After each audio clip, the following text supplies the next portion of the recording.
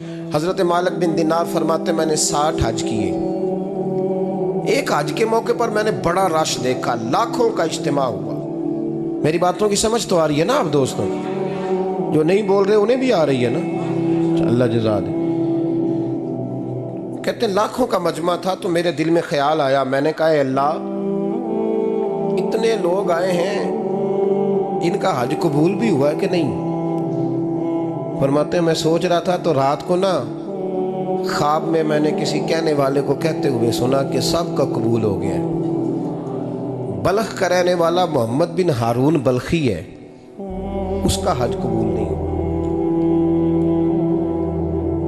फरमाते हैं शहरों के अलग-अलग खैमे लगते थे। अब भी आप हज करने जाएं तो पाकिस्तानियों की रिहाइशें अलग होती हैं, इंडियन की अलग, बांग्लादेश के अलग, मिस्री, यमनी, सब लोग अलग-अलग रिहाइशें होती हैं, झंडे लगे होते हैं मुल्कों के।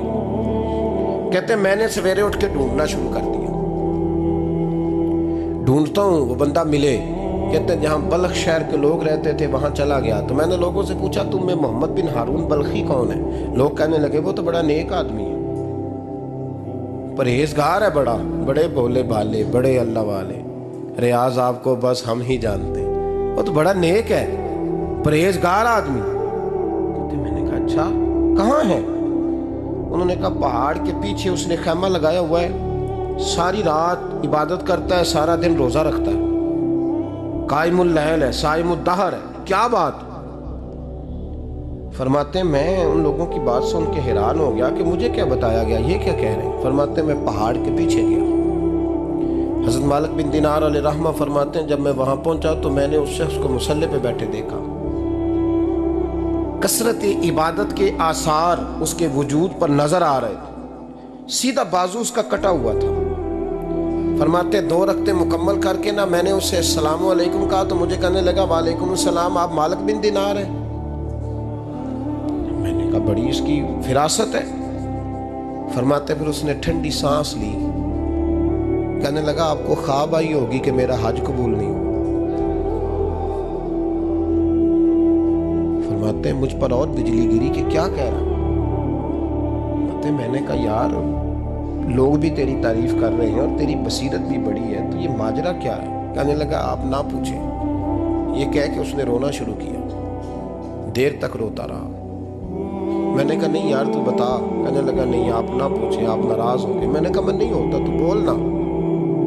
कहने लगा हुजूर 24 साल हो गए मुझे हज करते हुए, 24वां हज है मेरा, और हर साल कोई अल्लाह का वली आके बताता है कि जा चला जा तेरा कोई नहीं कबूल हुआ। बेपरवाही वेख सज्जन दी जिथे किसे दी पेश न जावे, उन्हें ताजा वाले दर दर रोले ते मंगते तख्त बिठावे, आजम किसे नू कारा मिलदा ही कोई काबे खाली आवे। कहते हैं उसने मुझे कहा हुजूर 24वां हज है, हर साल कोई बताता है। मैंने कहा तेरी गलती। कहने लगा मैं अपनी माँ का नाफरमान। मैंने कहा वाकया क्या हुआ? कहने लगा हजरत अल्लाह ने मुझे दौलत दी, माल दिया, ज़मीनें दी तो मैं अय्याश हो गया। इमाम मालिक बिन दिनार रहमतुल्लाह अलैह फरमाते हैं मुझसे कहने लगा पैसे आए तो मैं अय्याश हो गया। रमज़ान का महीना था, असर के बाद मेरी अम्मा इफ्तारी की तैयारी कर रही थी, मैं गया, मैंने कहा शराब पी हुई, अम्मा रोटी दे, तो अम्मा कहने लगी शर्म कर, रोज़ा रखा नहीं तो जिन्होंने रखा है उनका तो ख्याल कर। कहते अम्मा की बात का मुझे गुस्सा लगा। मैं कहा करता हूँ बदनसीब है वो बेटा जिसका बाप उससे बात करते हुए डरता है कि पता नहीं कहाँ से बोलेगा। बदनसीब नहीं वो बेटा जिसकी माँ उससे बात करते हुए सहम जाती है कि पता नहीं कौन सी बोली बोलेगा। बदनसीब नहीं कि माँ बाप भी जिससे खोल के बात ना कर सके। हजरत मालिक बिन दिनार से कहने लगा अम्मा ने जब कहा ना शर्म कर तो मुझे गुस्सा आया, मैंने माँ को थप्पड़ मारा और मेरी माँ जलते हुए तंदूर में गिरी। लोगों ने मुझे पकड़ के अंदर बंद कर दिया कमरे में। सारी रात में शोर सुनता रहा पर नशे में धोत रहा। सवेरे आंख खुली तो मेरी बीवी बैग बांध रही थी। मैंने कहा कहाँ जा रही हो? कहने लगी जो माँ का नहीं बना मेरा कैसे बनेगा? वो मैंने कहा मेरी अम्मा का वो तो लोगों ने रात को ही दफन कर दी जनाजा पढ़ के। तड़प के कहने लगा मुझे क्यों नहीं बताया? तो कहते हैं लोग कहने लगे तेरी मरती हुई माँ कह गई थी इसे मेरा मुंह ना देखने देना। میرے جنازے کے قریب نہ آئے۔ حضرت مالک بن دینار فرماتے ہیں جب اس نے یہ بات سنائی تو میں نے بھی اس کے منہ پہ تھپڑ مارا۔ میں نے کہا تو اسی قابل ہے۔ کہتے ہیں وہ رونے لگا، حضور دعا کرے اللہ مجھ سے راضی ہو جائے۔ کہنے لگا جب ماں کی انتقال کی خبر ملی تو میں نے کلاڑی لے کے وہ ہاتھ کاٹ دیا جس سے ماں کو مارا تھا۔ میں نے ساری جائیدادیں خیرات کر دیں۔ 24 سال ہو گئے، 24 سال ساری رات نماز پڑھتا ہوں، روزہ رکھتا ہوں، حج کرتا ہوں، پر ہر سال کوئی آ کے کہتا ہے جا دوڑ جا تیرا کوئی نہیں قبول ہوا۔ حضور دعا کرے مالک راضی ہو جائے۔ فرماتے میں تھپڑ مار کے آ گیا، میں نے کہا تجھ سے راضی ہو جائے اتنے ظالم سے؟ امام مالک فرماتے رات کو آ کے سویا تو مجھے خواب میں رسول پاک کا دیدار ہوا۔ تو نبی پاک علیہ السلام نے فرمایا مالک تو اسے مایوس کیوں کر آیا ہے؟ اللہ تو بڑا مہربان ہے۔ کہا حضور ماں کے نافرمان کو معافی کیسے ملے گی؟ تو امام مالک فرمانے لگے نبی کریم نے فرمایا جا اسے جا کے بتا دے تجھے قیامت میں تیری ماں کی وجہ سے بخش دیا جائے گا۔ کہا حضور اماں کی وجہ سے کس طرح؟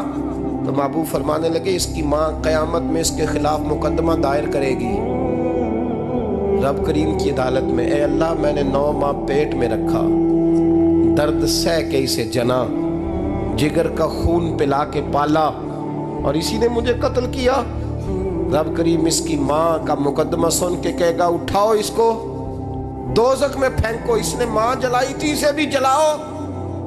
محبوب فرمانے لگے جب پکڑ کر کے مالک اس کو محمد بن ہارون کو لوگ لے جائیں گے نا جہنم کی طرف، ابھی فرشتے گھسیٹیں گے ہی تو پلٹ کے پھر اماں کی طرف دیکھے گا اور دوسری دفعہ پھر گھسیٹیں گے تو پلٹ کے دیکھے گا اور تیسری دفعہ پھر پلٹ کے کہے گا اماں یہ مجھے جلانے لگے، اماں یہ جہنم میں پھینکنے لگے۔ میرے حبیب فرمانے لگے وہ جل کے مرنے والی ماں وہاں بھی بول پڑے گی، کہے گی یا اللہ چل میں نے معاف کیا تو بھی معاف کر دے، اے اللہ میں نے معاف کیا تو بھی معاف کر دے، اللہ تو معاف کر دے اسے۔